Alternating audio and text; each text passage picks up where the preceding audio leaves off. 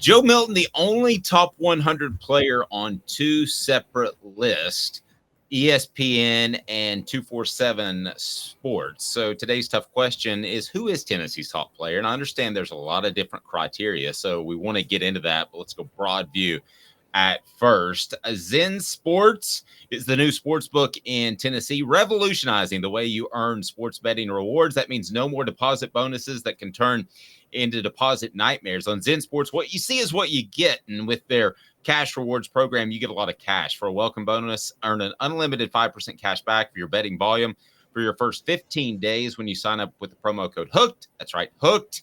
HOOKED, unlimited 5% cash back. Keep betting and keep earning with up to 3% cash back on your betting volume every month after that. And refer friends to earn a percentage of their betting volume as cash rewards too. Zen Sports bringing the cash back to Tennessee. So if you bet big on sports, you want to be betting on Zen Sports. Zen Sports betting just got better. Jimmy, let me start with you.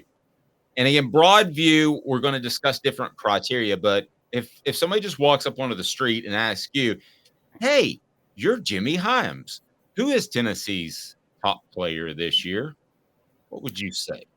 I would probably go with Joe Milton. And if at the end of the season we're saying he's their best player, that's a really good sign for Tennessee because you've got to have your quarterback play at a high level. If I were to look at a couple of other players that I think would fit into that category, I'm going to go with the guy on defense. I thought Aaron Beasley in the Orange Bowl against Clemson was phenomenal. He ended up moving from middle linebacker to what I think is his most natural position, which is a weak side linebacker. He had 2 sacks. He had 4 tackles for loss. He had a dozen tackles. He was a dominant player in that game. I think he's their best defensive player. There's some others you might argue with, but I think he's headed for a big year, and he'll be playing the weak side. Here, and I'm going to give you a surprise a little bit on the offensive side. I like this guy a lot. Jaylen Wright at running back. He was a guy that came to Tennessee as a speedster. He is bulked up. He is strong. He's become a physical running back. I thought he was Tennessee's best running back last year. I think he's more durable than Jabari Small. I think he's going to have a 1,000-yard season. So I like Jabari Small. There are several receivers you could point to, including Bru McCoy, who I would put high on that list to your question. But the other two that I would look at strongly would be Wright and Beasley, with Milton at the top of that list. All right, Caleb. So if somebody walks up to you on the street and says, you're Caleb Calhoun, who is Tennessee's top player, what would be your answer? It's Bru McCoy, guys. It's Bru McCoy. So? When you talk about that is the most when we talk about NFL talent, I don't think there's anybody on this roster that I have more faith in the NFL than Bru McCoy this year. To be a star in the NFL. I mean, I think Bru McCoy could actually, among Tennessee wide receivers, and this includes like going back to Stanley Morgan, could have the most successful NFL career of any receiver to ever come out of Tennessee, wide receiver U. Wow, pretty strong. Jim, what do you think? What are your thoughts on Bru McCoy? I hear from scouts that he is Tennessee's top talent. That doesn't necessarily mean top player. I like him a lot. He was one of those that I would consider. He's got physically, he fits the part that Caleb was talking about as far as being an NFL receiver. Now, he's going to have to be pretty darn good to be better than the best receivers Tennessee's had. When you look at the careers that, and he went back to Stanley Morgan. If you look at the career that a Carl Pickens had, a Tim McGee had, those guys were elite NFL receivers. So if he can do that, the one thing about McCoy that I wonder a little bit about, I don't think he has elite speed. So now that I don't know if that's going to set him back in the NFL. I do think he's going to be really good in the NFL. Here's the thing about the NFL, and I'll throw this out. We talked about Joe Milton earlier.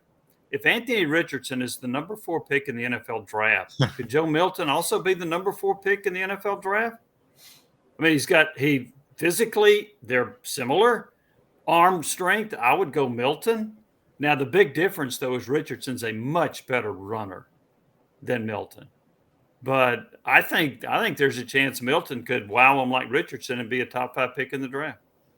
Let's get on the message board. If you have any thoughts as to Tennessee's top player, go ahead and throw those out there, and we'll throw those at Jimmy and Caleb. I'm Dave Hooker.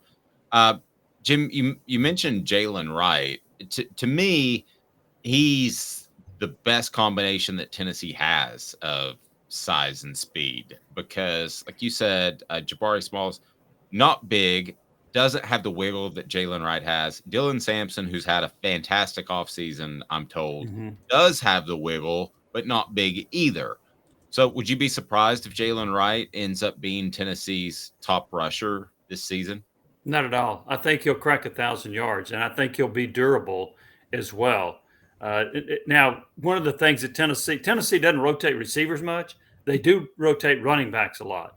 So you will have Small in the game. You will have Dylan Sampson in the game. Heck, you may have Cameron Seldon in the game, a really good-looking freshman running back. So the number of carries might keep Wright from being among the top 4 or 5 rushers in the SEC. But I think he's a 1,000-yard guy. I think they'll rely on him a lot, and I think he's going to be. It's hard to predict how many running backs in the SEC are going to gain 1,000 yards, but I think he'll be among the top 4 or 5 rushers in the SEC. I would certainly think so. Now, when we visited with Cooper Mace on a Sunday, I asked him. I said, "What do you think about?" A lot of people saying that you're the most important player, not the best player, the top player, but the most important player, and that people want to wrap you in bubble wrap. And then sure enough, you got hurt or was hurt when I was talking to him and didn't reveal it. 3 days later, if I said most important player because of the fall off from Cooper to whoever they played, likely Ollie Lane, but if I ask you that question, Tennessee's most important player, what would be your top 2 or 3 guys? Well, Milton would still be there because even though Nico Iamaleava is a good-looking freshman, you have to have elite quarterback play in the SEC if you want to win at a high level. So Milton's the most important, and there is a depth concern. If you take him out of the equation, as much as I like Jaylen Wright, we've mentioned the depth at receiver. As much as I like Bru McCoy, there are other really good receivers. I don't see a center on this team that can handle what Cooper Mays does. He's got to get up there quickly. He's got to call signals. He's got to snap the ball fast. He's got to know what to do. I think he would be, behind Milton, the most important player. And another way of saying that, the player they could least afford to lose.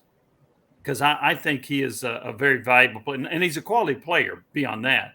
But they're sitting here searching, trying to find another center that can do all the things that Mays can do, and they haven't been able to find that yet. Yeah, so, Jimmy, when we're talking about most important players, you brought up Aaron Beasley on defense. And I have one giant reservation about it, and here's mine. And I get you point he moved over to weak side linebacker and was much better there in the Orange Bowl. But I've taken a lot of the Orange Bowl game with a grain of salt. I'm as we get closer to the season, I have half a mind to just throw everything we saw in that game out the window. And I want to know your thoughts on that. I mean, both teams were playing as a shell of themselves in that game. Why would you throw it out? I guess would be my question. I felt Clemson wasn't happy to be there because they wanted to be in the playoff. Tennessee had Jalen Hyatt opt out, Hendon Hooker hurt, and Darnell Wright played, excuse me. But Jalen Hyatt opted out. Cedric Tillman opted out because he was hurt. Jeremy Banks opted out. And it just felt like Clemson, a lot of the game was, we talked about this in the past, they were experimenting a lot with Cade Klubnik in that game. So it seemed like they opened him up for a lot of negative plays because it seemed like they were just experimenting a lot throughout. And so that's why I question Aaron Beasley, because I didn't see much from him outside of that game and the South Carolina game. Okay. I put more stock in the Clemson game because I actually think the guys that played in that game wanted to play. I don't think the Clemson guys that were in the game were like, I don't want to be here and going through the motion. I didn't see that out of Clemson. In fact, I thought Clemson actually outplayed Tennessee in the first half. They just couldn't make a field goal. So I put more stock in Beasley for that one. I will say this, though, to your point, his first few years at Tennessee, he was not that productive.